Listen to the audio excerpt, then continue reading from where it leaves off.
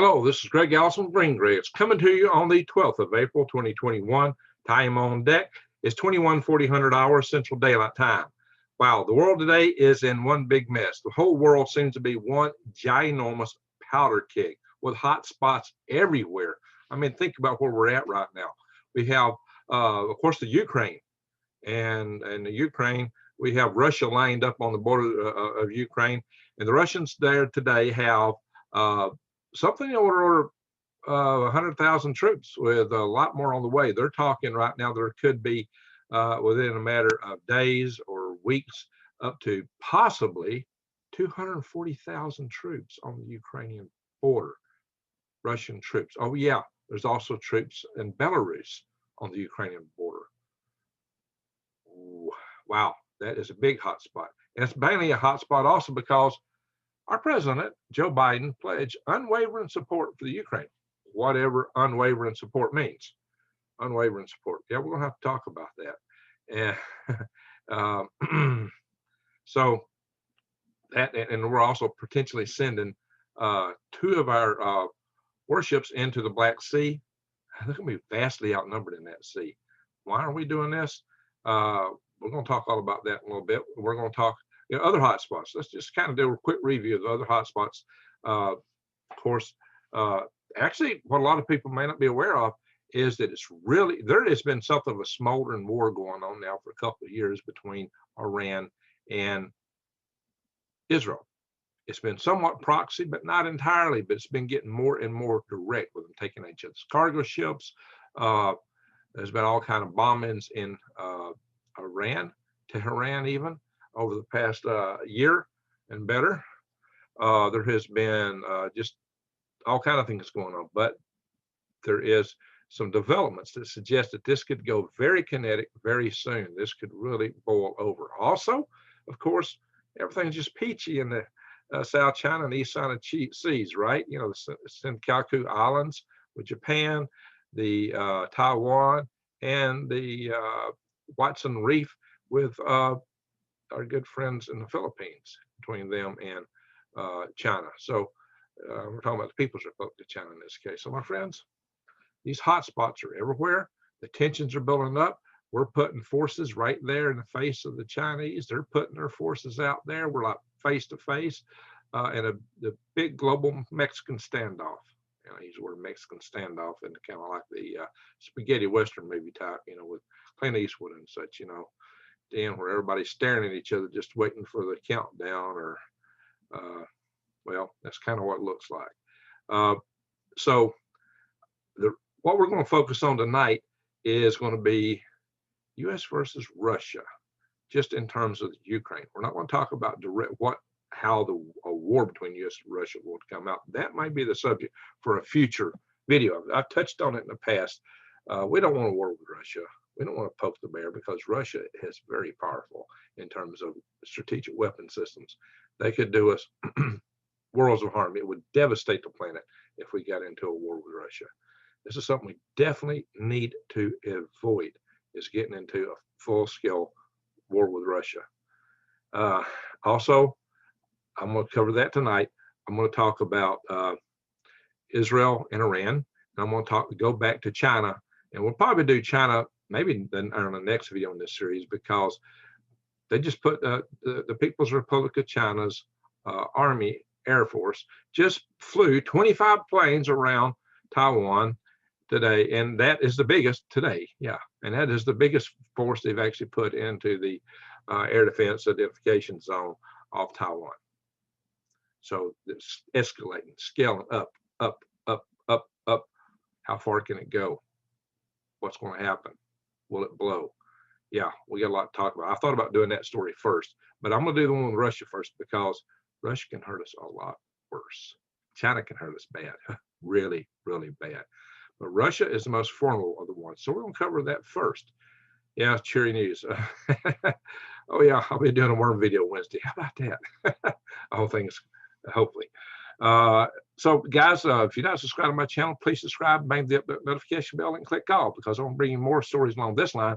Because this story is all about keeping your eyes wide open and head on a swivel, and view of my proposition to help you survive, thrive, and stay out of the high.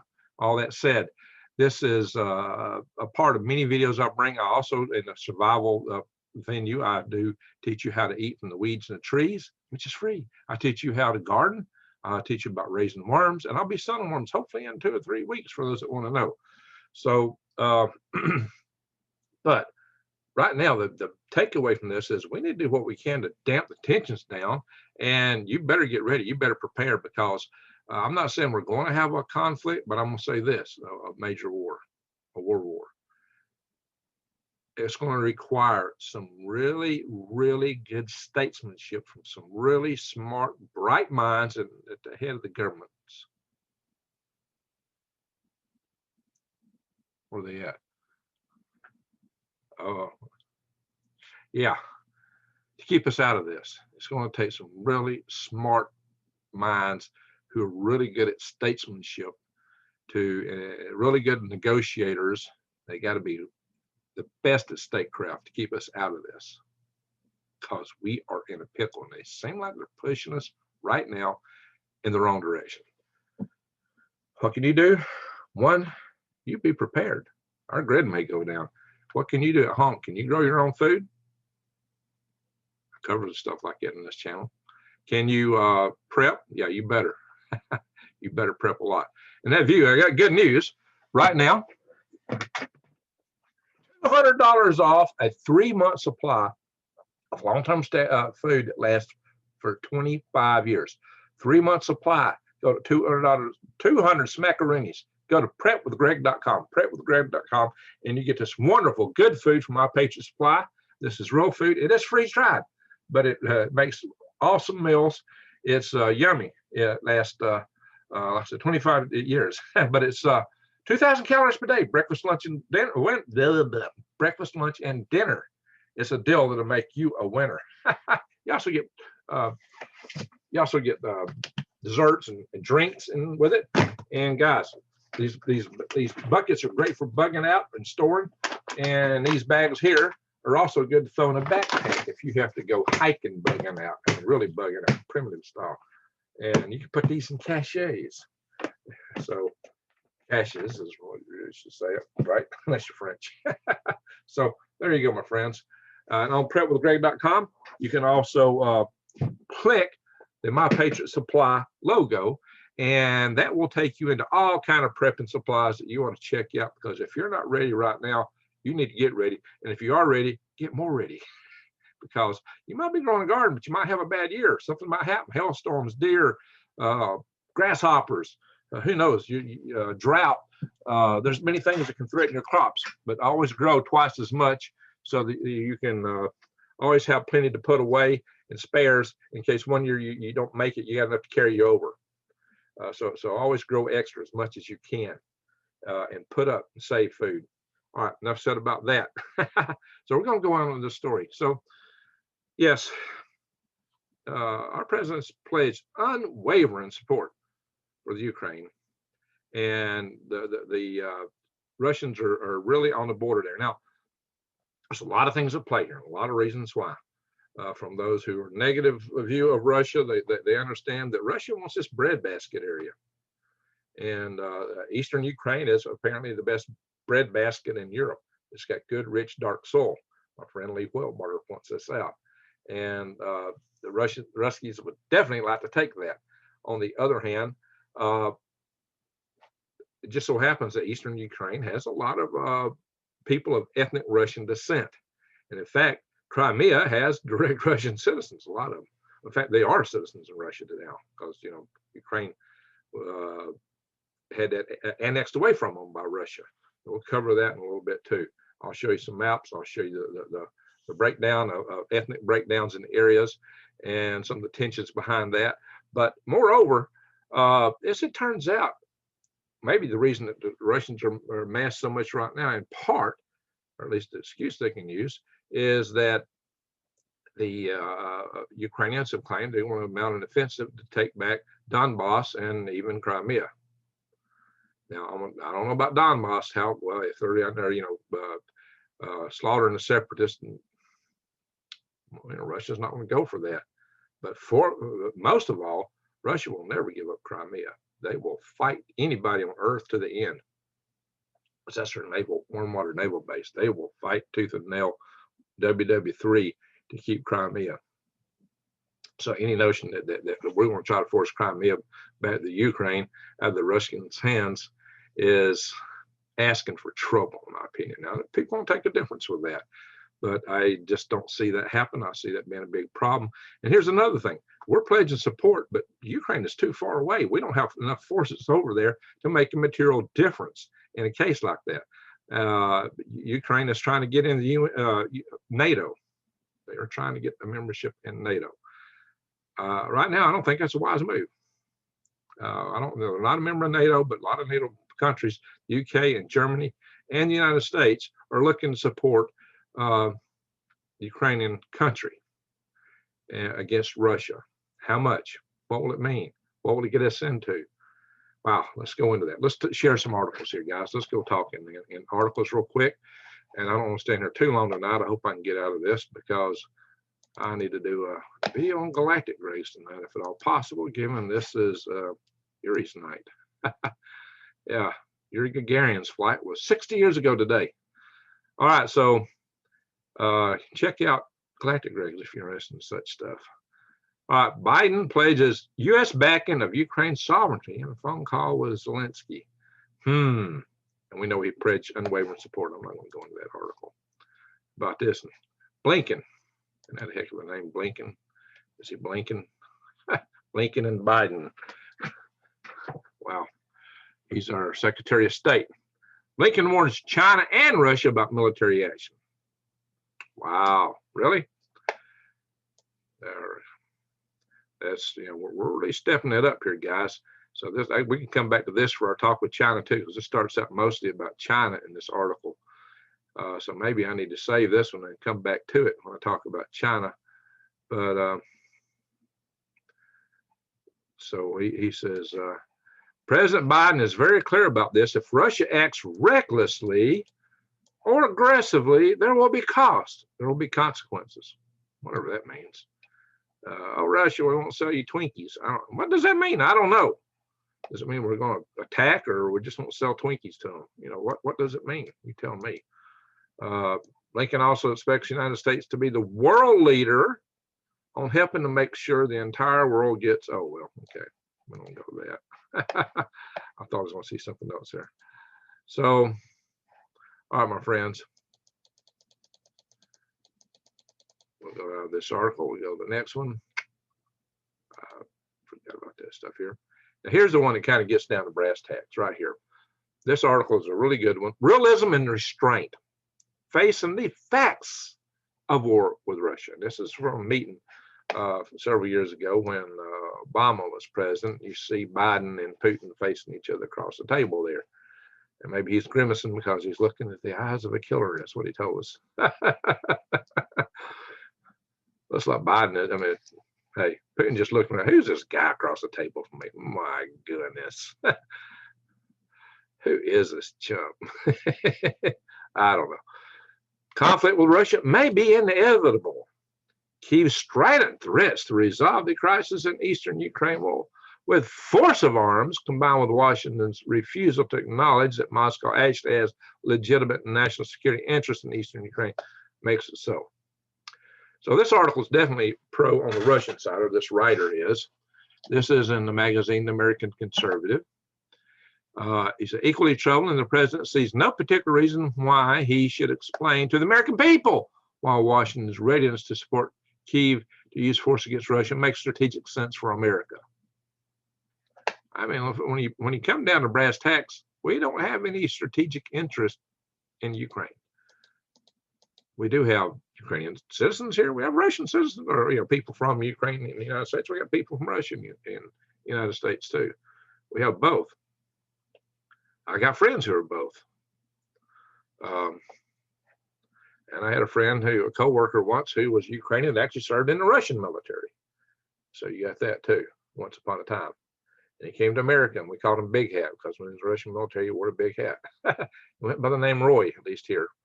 But this article goes on to how, in times past, the military had wanted war, like in 1937. They wanted to attack Japan then. but President Roosevelt had decided, hey, we weren't ready.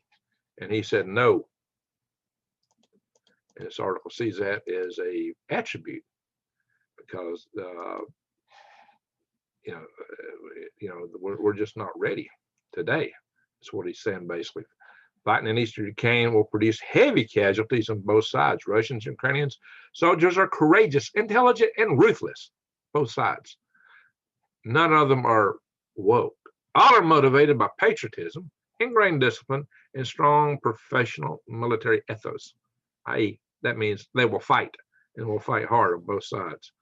Because the Russian military is larger and better equipped, the most likely outcome is a Russian victory.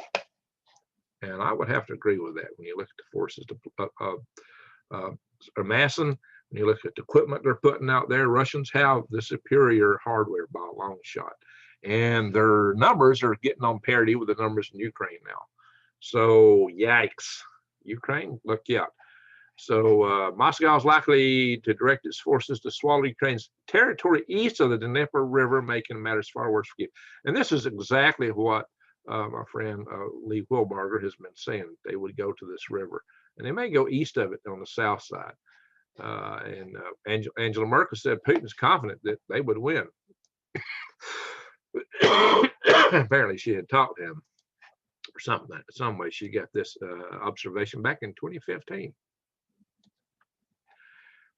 So, and this talks about, well, what would President Biden do if Russia prevailed? And they're saying, our forces are 500 miles east, away, basically. We couldn't really get there. And so they're talking about using air power. But you got to remember, Russians have the best anti-aircraft missiles in the world, the S-400s, the S-500s. And they're talking about the Russian S-500s here, even the S-300s. So these 400s and 500s could really target the F-22 and F-35, especially the 500, even the B-2. So our air power, our traditional air force power superiority might be challenged in this regard. But why in the world are we going in here in the first place? That's the bigger question to me.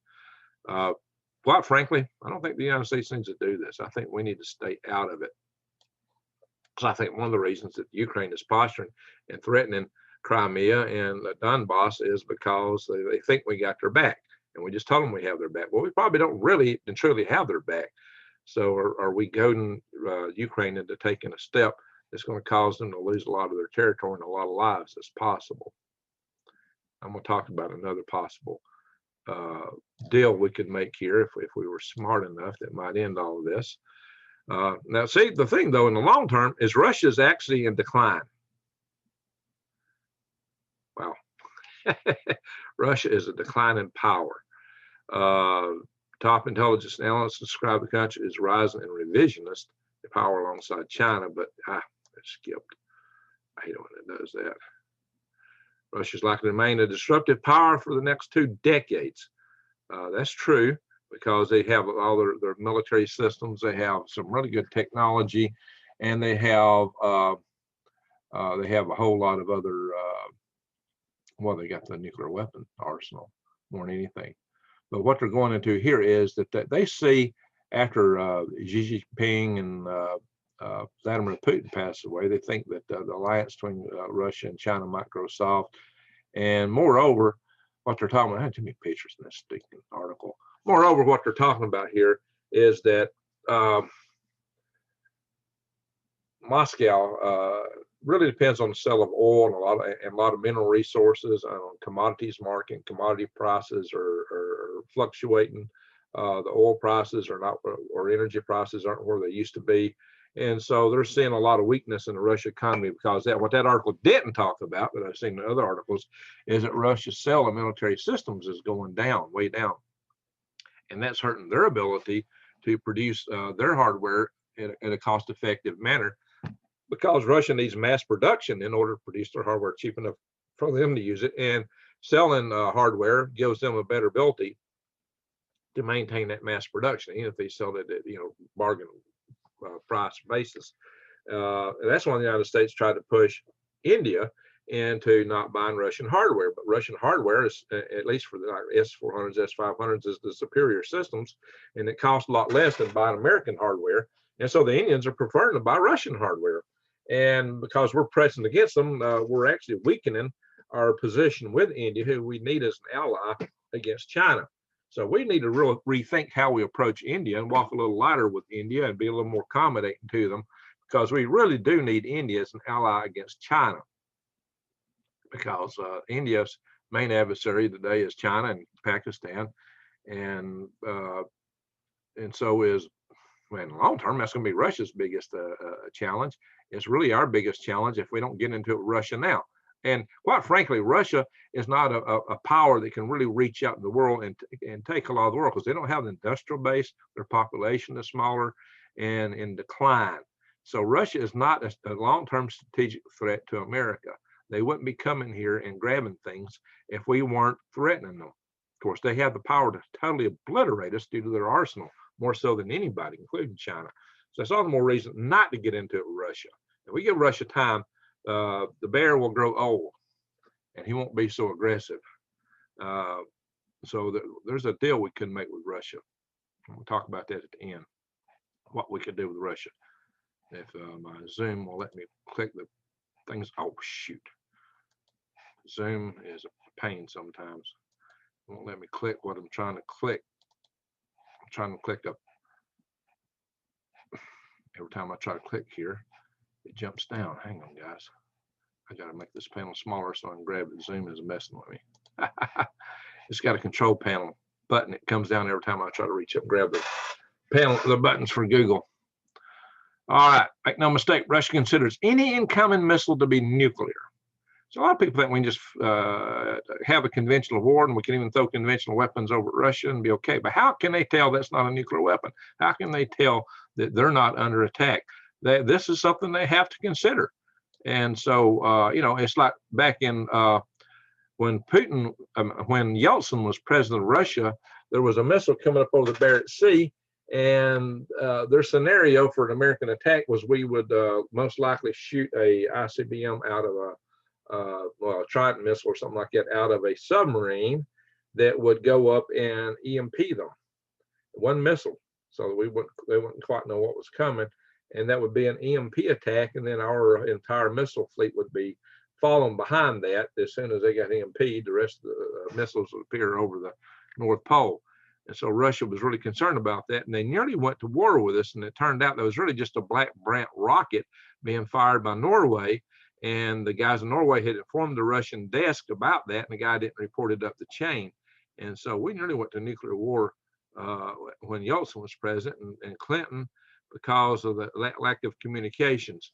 And I knew some people from Mr. Flowers and some other guys who were the Wallops test range who were actually there in Norway with that Black Brant launch, because Americans had some payloads on it too. We cooperate on this kind of things a lot.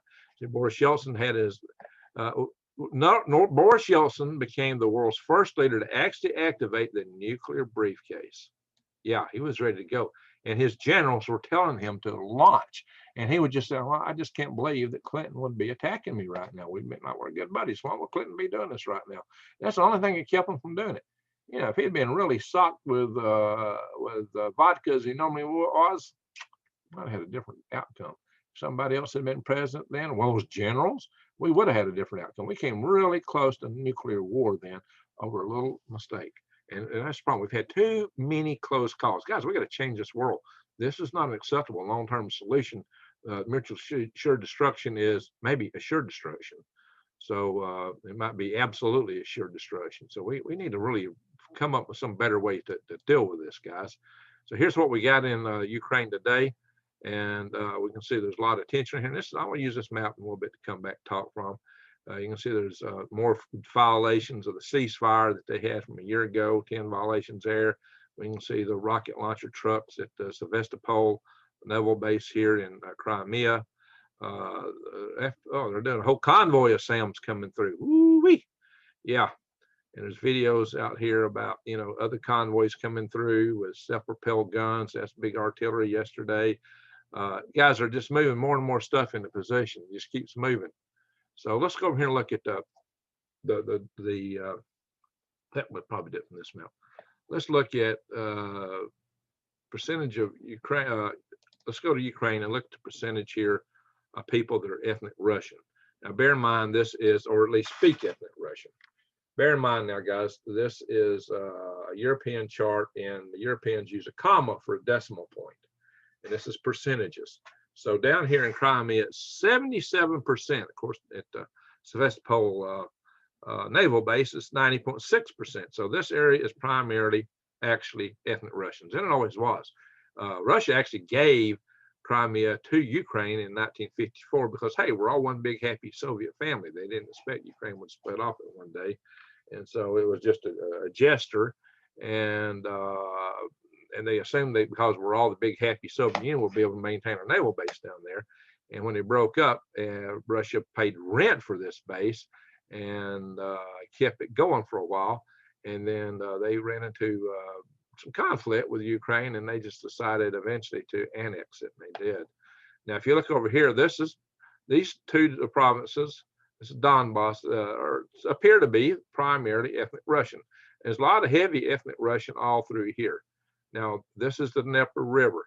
So what it's believed is that the Russian forces would take all of this, including some of these areas that are not primarily Ukrainian, Russian, which, I would submit they should not do that. And some people believe they'll actually come all the way down into here. Some believe that all of this over here will be taken by the Russians. And that could be leaving this to the Ukraine. Now, it may be that they'll just push right on through. They could do it. They may take it all. I hope they don't. But so these guys had a separatist movement, and as you know, Lee Wheelbarger will tell you that the separatists fighting there are Spetsnaz, they're special forces from Russia. Now, I assume there probably are some native people here, or part of a generic native separatist movement, but they're probably definitely led by the Spetsnaz. And the Spetsnaz are there and are claiming to be, Ukrainians who are of Russian descent as separatists, and they're getting a whole lot of support from Russia. So Ukraine wants to end that and take this back. Well, I've always said in this guys, I've always said nobody has a right to possess another people. No people has a right to possess another people. All people should have a right of self-determination. So all these areas ought to be able to vote and go however they vote, and it shouldn't have to be determined by military force. But right now we may be past that because the military has been out there the way they are. This place already voted to be Russian, and it did so heavily in favor of Russia. So I would say, look, guys, there's no way we're going to get this back without a WWIII. Russia should probably just keep Crimea. Now, my friend Lee Wheelbarger probably get mad to hear that, and some other people would. But I don't think Russia should be invading all this stuff either. And these two areas here might be negotiable. But here's what I would suggest. These guys want to be in NATO. Right now, if we put them in NATO, then we'll probably wind up with World War III with Russia. That's another reason the Russians are there, probably try to keep these guys out of NATO. I would say this, we ought to cut a deal with Russia. The deal ought to be this.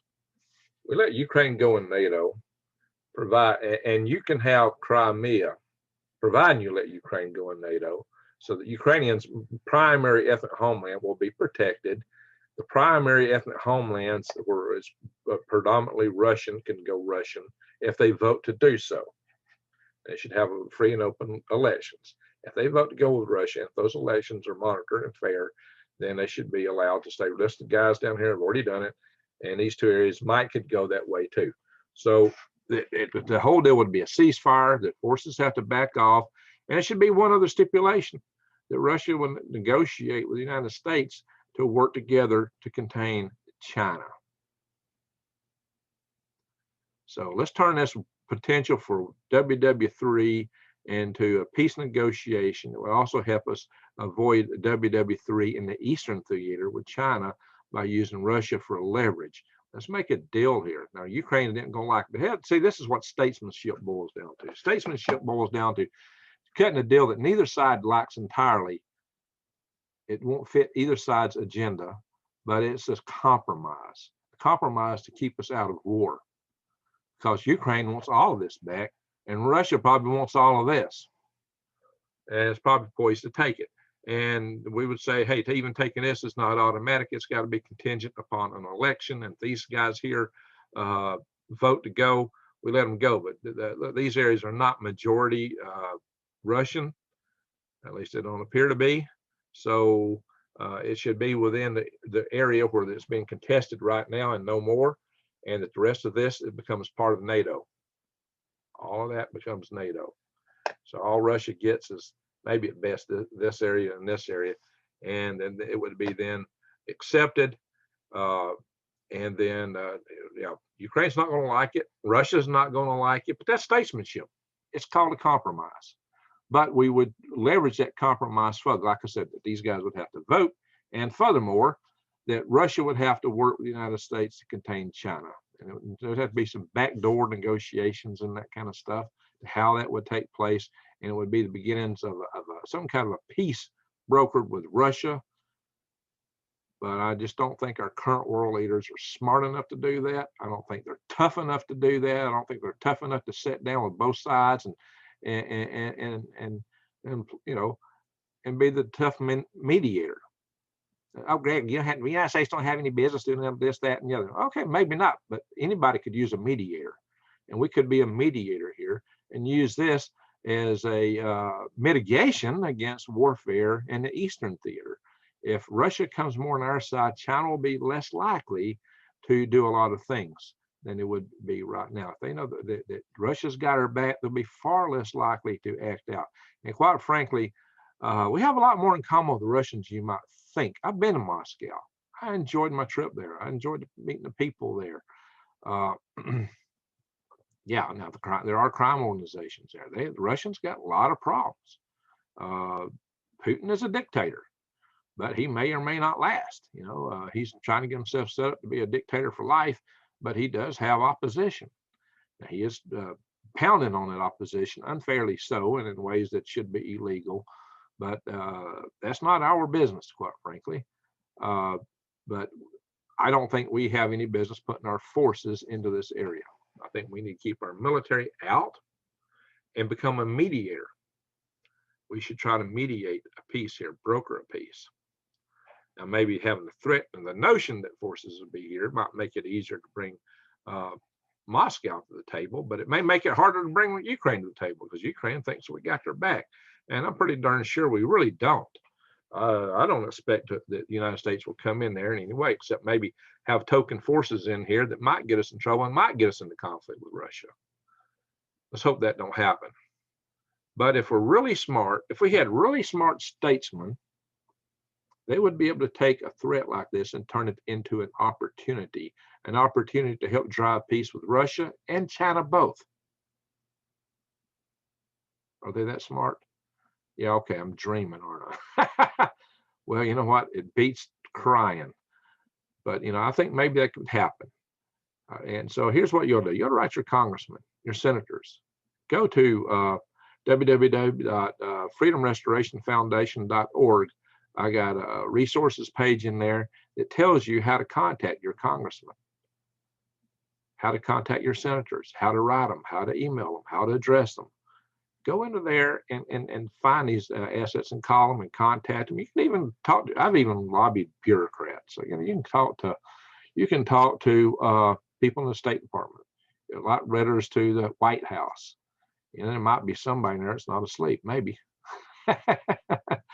Let's just hope, well, all right, I don't need to go into that. But I really think that we're in a grave situation here. And I know what I'm calling for is a long shot. Let me stop this here, guys. Sorry, I'm talking to you. I know what I'm calling for here is a long shot. I'm not having any illusions of, Greg Allison's, solve all the problems in the world. If I were president, though, I'd certainly be trying. I have this idea for a habitat you can live out of, make a living out of it, like the zero environmental impact on the world. I got some ideas. Lots of ideas, but guys, get the grid hardened. We need to harden our grid so bad. But I think we ought to talk with Russia. We ought to sit down and have a talk with Putin And we need to talk with Zelensky, the head of NATO, head of the Ukraine, and say, guy, look, don't get ants in your pants. Don't go jumping. Don't get, calm down. Don't. You're too little to go try to jumping into Russia's pants and taking them on. And you're counting on us a little bit too hard, because if you're that much of a loose cannon, we just might not back you. That's what we need to tell them. We need to be tough. We need to be tough to both sides. That's what I'm saying. Neither side is entirely innocent, and neither side is entirely bad. Now, Putin is more of a dictator. That's true. But there's good people in both countries. There's good people in both nations. There's good people in every nation on earth, to be honest. It's the governments that tend to be the problem. And neither one of those governments are entirely innocent. Neither is ours. Yeah, well, we know that our current PRES, POTUS, has had some interesting ties, he and his son, in the Ukraine. So maybe that's got them not thinking clearly. But somebody needs to wake up and think clearly. Maybe it's not my solutions at all. What I'm suggesting might be completely 100% unworkable, and that might even lead to WWIII, but I don't think so. But that's what we need. We need some clear-headed thinking from good statesmen. We need some good statecraft. And statecraft, in this case, would be not to get into war, not to put our troops over there, but to go in and be the mediator and get tough with both sides and tell them, hey, look, you got to negotiate.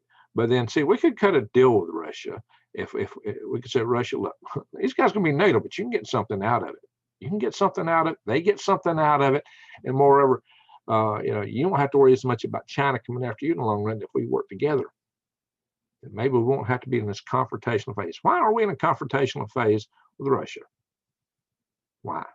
It's because a certain party in the United States has decided to pick on them from way back when.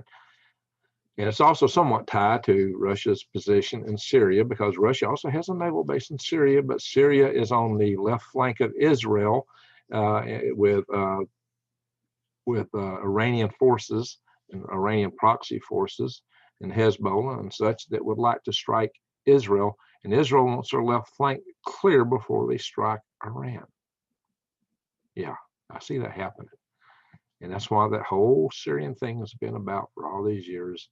It's not been about all these things that Assad's been accused of. It's been about clearing the left flank for Israel to make a move.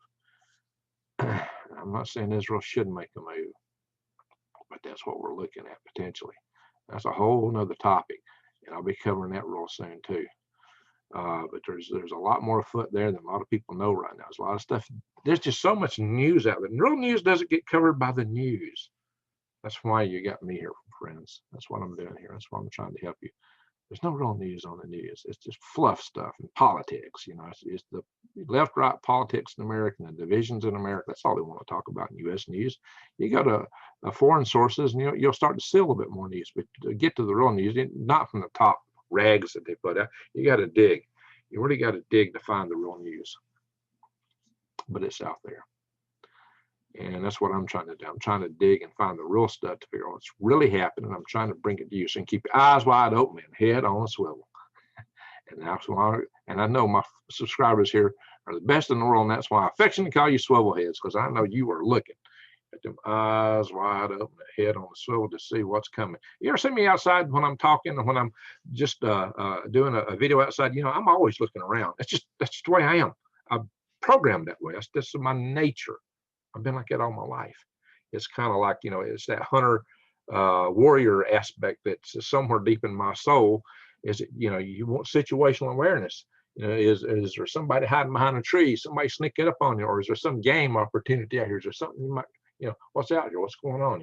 It's just, you see me do it all the time out in the woods, way back in the videos. That's just my way I always have been. I've always been like that. And I'm always like looking up the sky too. And a lot of people just go along, look like it. Don't ever look at anything around them.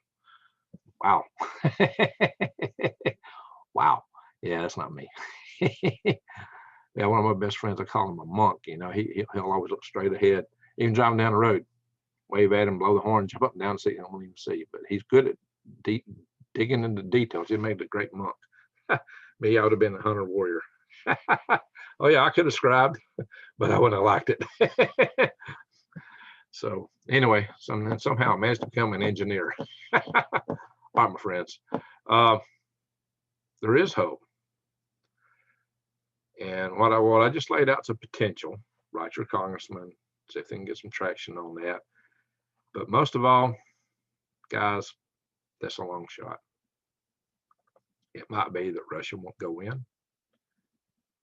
It might be that, all these things might be, there might be a lot of kabuki dancing going on, a lot of huffing and puffing, beating the chest on all these sides. But guys, we haven't been in a situation like this worldwide since 1914 for WWIII, except it's worse. We got more hot spots. The weapons are worse. The tempers are high pitched. I mean, the tempers between Ukraine and Russia are off the charts. The tempers between Iran and Israel are off the charts. The tempers between Taiwan and China are off the charts. Japan and China, the Philippines and China is getting to that point. The U.S. is right in the middle of all this. We do have treaties, mutual defense. We do have treaties to defend the Philippines, which used to be a U.S. territory, and and Japan. And why do we have a treaty to defend Japan? Because we didn't want them to build a military back up like they had back in World War II. It was so they would not feel they had to go off and build all that military stuff. And that made China happy, and South Korea, because they fear a major military out of Japan. Japan's a decline in power too, so I think they have less to fear in that area now. Their population is aging, but the population is aging the fastest is the Chinese. If we can just hold things off, if we can just say, China, don't move, you're just not going to get far with this stuff.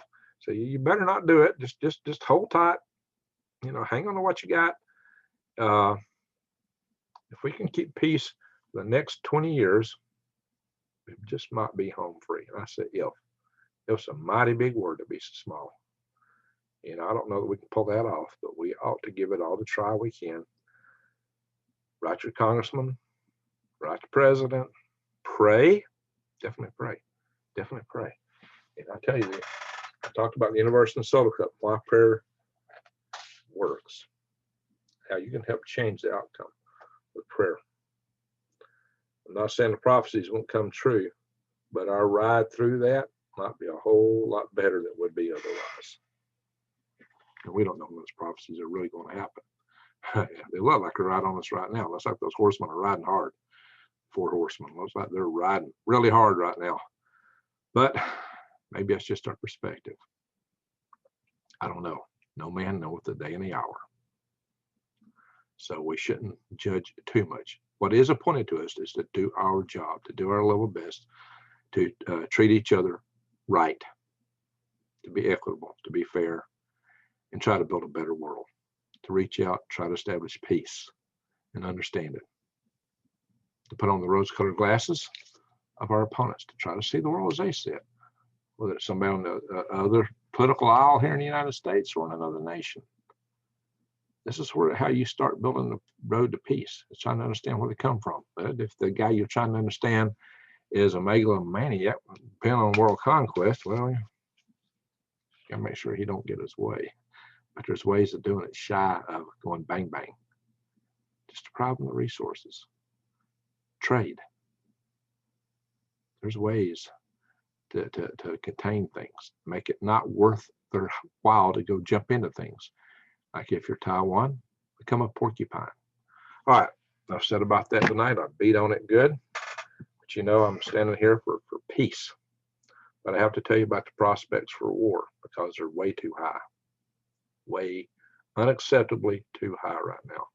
This is why you need to prep. This is why you need to prepare. But you need to pray.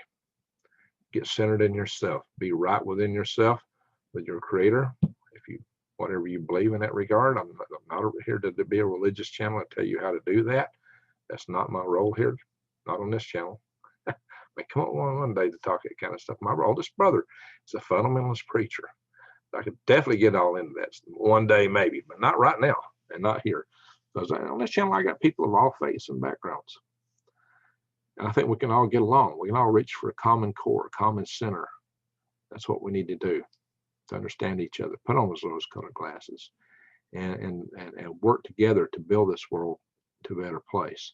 And if it does hit the fan, when it's all over, we'll be in a lot better shape to shake that up, shake all that dust off, and stand up and build a better world. And that's my objective, just try to ensure that we can do that if it hits the fan. But if we can stop it from hitting the fan now, that's even better. I've gone long. So I know you watched this far. Say, Greg, I'll get out my tools and we'll all work together to build a better world. So light dispels dark, love dispels hate. Go out and shine your love light to the world, and let's make this place a better place. And that I'm going to say, thank you for watching.